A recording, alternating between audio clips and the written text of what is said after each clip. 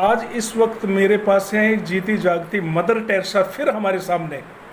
एक mother Teresa ने जिसको पूरे हिंदुस्तान के लोग जानते हैं, विदेश के लोग जानते हैं, जिन्होंने भारत की भूमि पर रहकर इतना गरीबों के लिए कुछ किया, आज फिर उसी रास्ते के ऊपर चल रही हैं।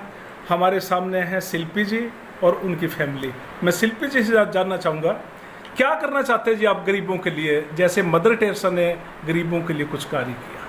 सर, मैं गरीबों के लिए ये करना चाहती हूँ कि जो गरीब बच्चे हैं या गरीब जो फैमिली है ना, उनके बच्चों को मैं पढ़ाना चाहती हूँ।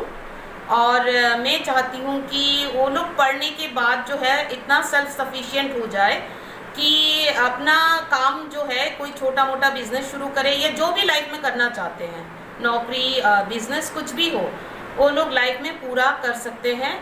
और साथ में मैं उन लोगों को ये शिक्षा देना चाहती हूँ कि वो लोग जो है ना, हमारा जो रिलीजियस जो लड़ाई चल रहा है हमारे देश में इस टाइम में, तो उस चीज़ में हर धर्म के बारे में बच्चे को जानकारी मिले। शिल्पी जी, जैसे आपने कहा कि भाई हम शिक्षा एक ऐसी अच्छी शिक्षा जिससे कि उनका भविष्य अच्छा बने, लेकिन नफरत फैलाने वाले लोग नफरत की शिक्षा दे रहे हैं, देश को बर्बाद करने की तरफ जा रहे हैं, उनके लिए आप क्या कहना चाहोगे? सर, वो लोग जो भी कर रहे हैं एक्चुअली ये तो एक पॉलिटिकल मोटिवेटेड चीज़ है। क्योंकि देखिए, ये हमारे देश की मेन जो मैं बोलूँगी निगेटिव जो पॉइंट है कि हम लोग धर्म के बारे में कुछ नहीं जानते, किसी भी स्कूल में धर्म के बारे में पढ़ाया नहीं जाता, किसी घर में इवन जो पेरेंट्स हैं उन लोगों को भी धर्म के बारे में बहुत ही कम मालूम है। शिल्पी जी, आप ईश्वर के बारे में क्या कहना चाहेंगे आप? सर, मेरा जो ख्याल है उसमें तो ईश्वर एक ही है जी। चाहे आप कोई भी धर्म में हो, कोई भी जाति के हो, कोई भी वर्ण के हो, ईश्वर एक ही है। वो जो सच्चा परमेश्वर है ना, उसको जानना बहुत जरूरी है।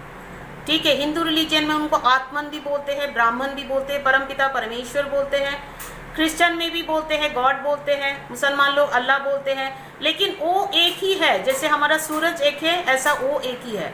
जब तक हम लोग उसको नहीं जानेंगे ना सर, तो कोई फायदा नहीं है। और जब उसको जान लेंगे ना, तो कोई किसी को नफरत नहीं करेगा। हिंदू लोग क्रिश्चियन को, मुसलमान को नफरत नहीं करेंगे, कोई दूसरे धर्म के लोगों को नफरत नहीं करेंगे। ऐसे ही कोई भी दूसरे धर्म के लोग, कोई भी, सब मिल के रहेंगे। लेकिन खुदा एक है तो हम सब एक है, तो नफरत क्यों करेंगे? लेकिन शर्त यही है कि उस ईश्वर को, हाँ, उस ईश्वर को जानना जरूरी है। जानोगे नहीं, और उसको ढूंढने के लिए आपको कहीं जाने की जरूरत नहीं है। आप अपने दिल को ना साफ करिए, दिल के सारे गंदगी को निकालिए, मैल को निकालिए, और दिल से ही दिल के अंदर जाके पूछिए कि हे ईश्वर, तू कौन है, मैं तुझे जानना चाहता हूँ। वो खुद आपके पास आएंगे। लेकिन उसको ढूंढने की थोड़ा सा कोशिश अपने दिल के अंदर जाके करिए, बाहर जाके करने की कोई जरूरत नहीं है।